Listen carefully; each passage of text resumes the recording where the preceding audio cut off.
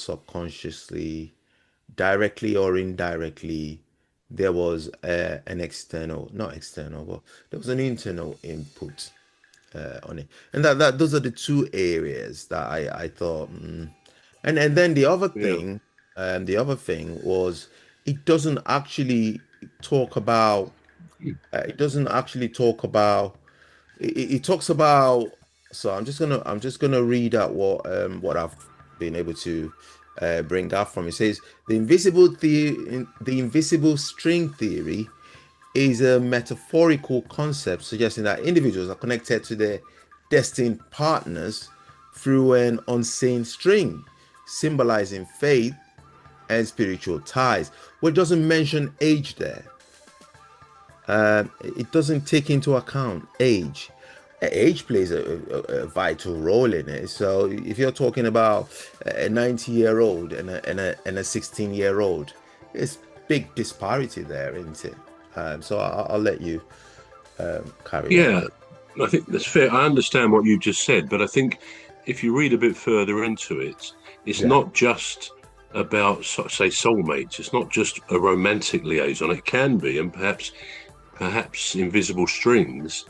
The theory is more about that, but actually, it's more than that. It's also about people who are destined to meet, to create something great together. And there's lots of examples of that. I mean, one example would be if you read about the Beatles' early days when they met Brian Epstein, who became their manager.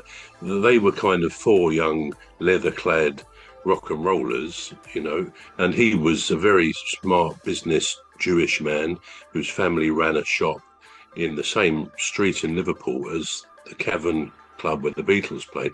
Anyway, long story short, strange, uncanny, sort of coincidental circumstances. For example, a guy went into his shop because he sold records, amongst many other things in his shop. right. And somebody asked for a song a record by this group called the Beatles, which he'd never heard of. Anyway, he went, found them in the cabin, and that became almost a catalyst for the explosion that was the Beatles. Right. And the coincidence, you could say, the chap going into his shop and asking for a record that they had actually made in Germany, didn't have a record contract. So that's an interesting part of the story. But that's something two people can create something great together. It can be a catalyst for some great movement or whatever.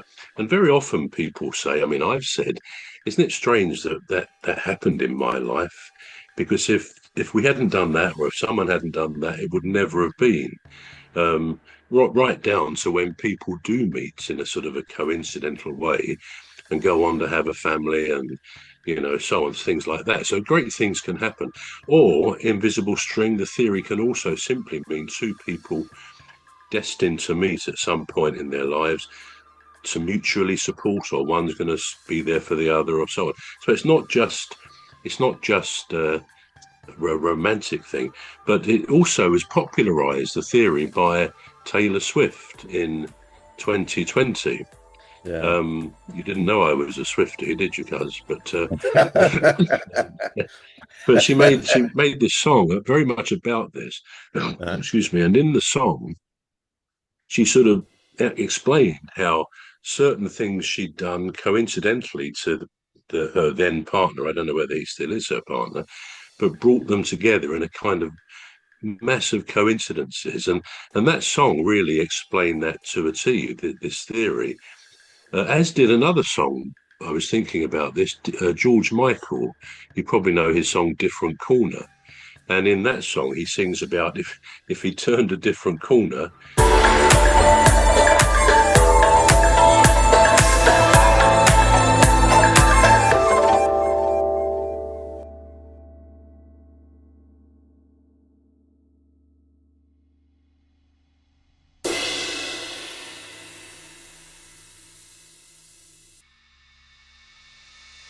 things about if he turned a different corner, he and his partner, the person he was talking about, would never have met.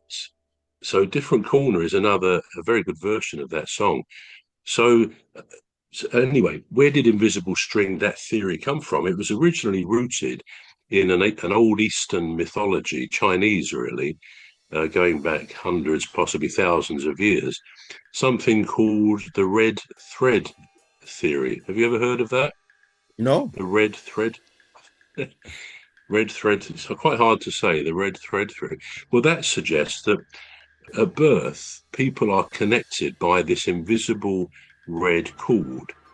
And over generations, because it goes back a long, long way, this, originally the male, if it was a male and a female, for example, or two males or two females, but males had this red cord invisibly tied around their ankles. A woman would have it around a finger.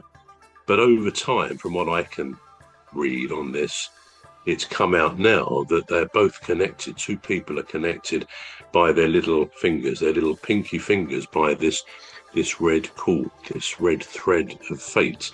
And that says similar things. I suppose that's where the invisible string theory got it from. It says that people will be brought together. Nothing will stop it. It's totally outside their control, because that's the universe.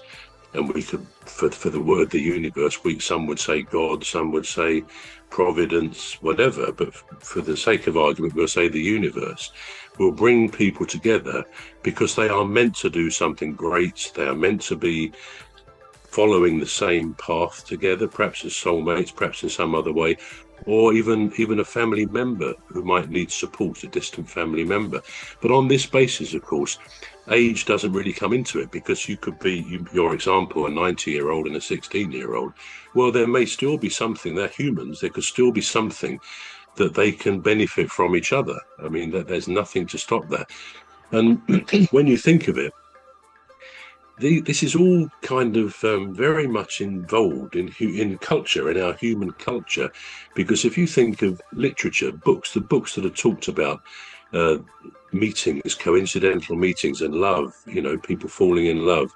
It's in literature, it's in movies. We see films very much concerned and connected with that same concept of people meeting in unusual or unexpected circumstances. And the same in music. Most songs, you could argue, are relationship type songs. So this is embedded very much in our culture, this invisible string theory and red thread theory.